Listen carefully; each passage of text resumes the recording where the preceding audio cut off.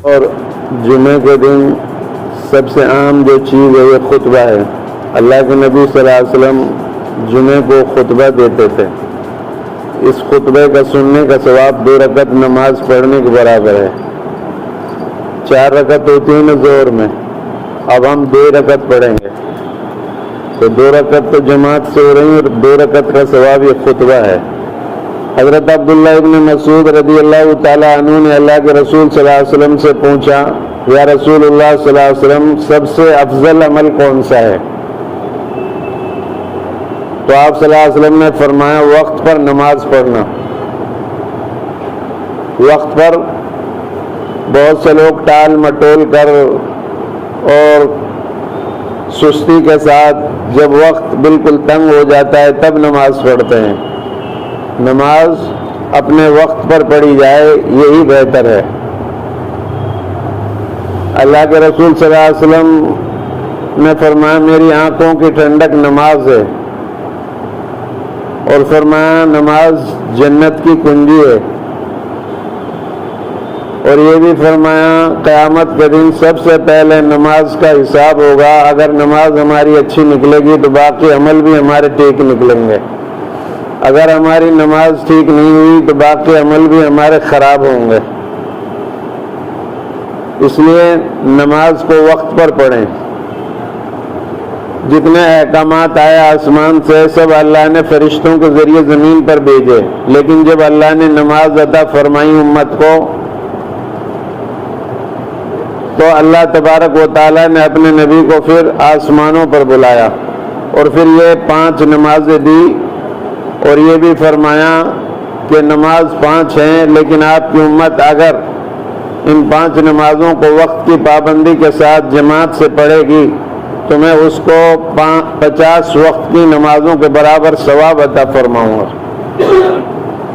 نماز 5 ہیں لیکن ثواب 50 وقت کی نمازوں کا آپ کو مل رہا ہے۔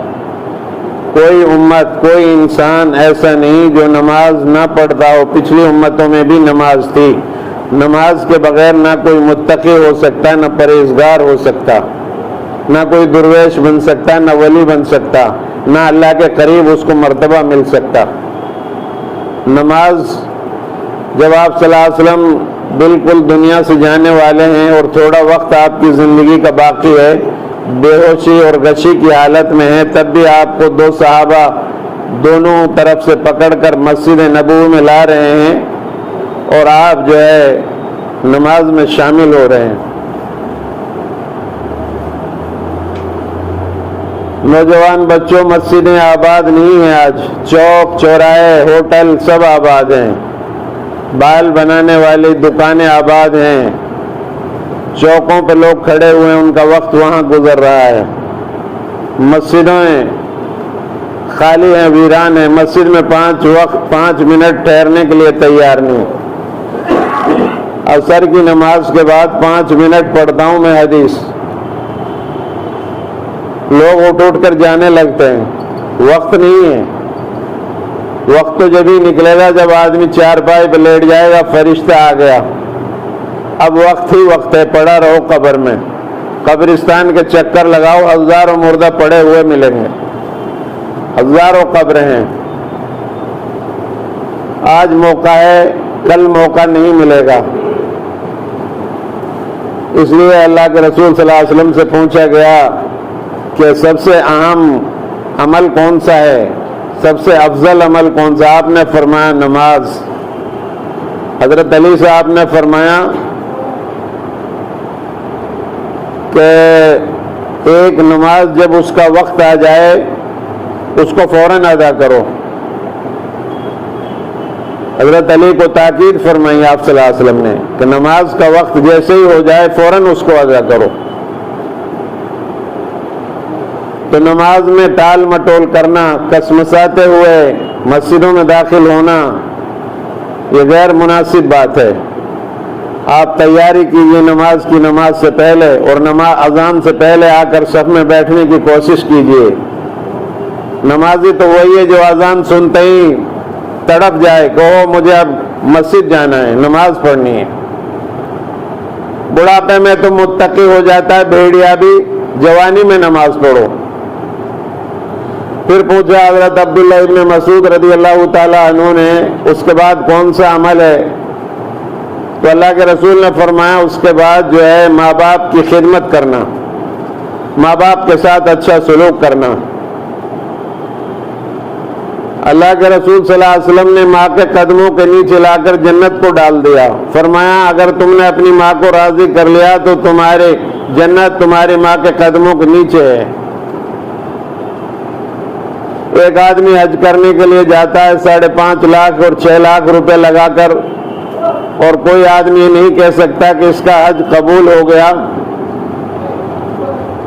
लेकिन अल्लाह के रसूल सल्लल्लाहु अलैहि वसल्लम ने हदीस में लिख दिया, फरमा दिया कि जो आदमी अपनी माँ या बाप को एक मोहब्बत भरी नजर से देखेगा, अल्लाह उसको एक हज मकबूल के बराबर सवाब अता फरमाएगा।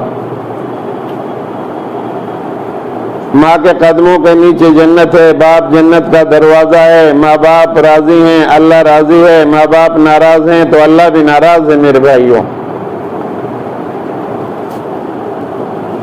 आज हमारे साथ हमारे वालिदैन हैं, इनकी कदर कर लो, कल नहीं रहेंगे, फिर आप पछताओगे, फिर रोते फिरोगे कि काश हम अपने माँ बाप की इज्जत करते, खिदमत करते, फिर मौका नहीं मिलेगा।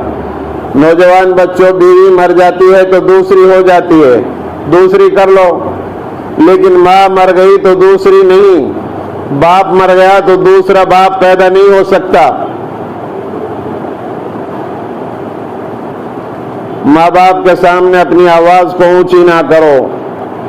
माँ बाप से पहले कुर्सी पर ना बैठो, पहले उनको बिठाओ, फिर उसके बाद आप बैठो।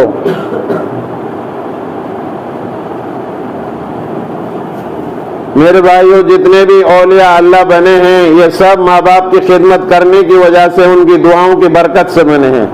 हम अपने माँ बाप की इज्जत करें।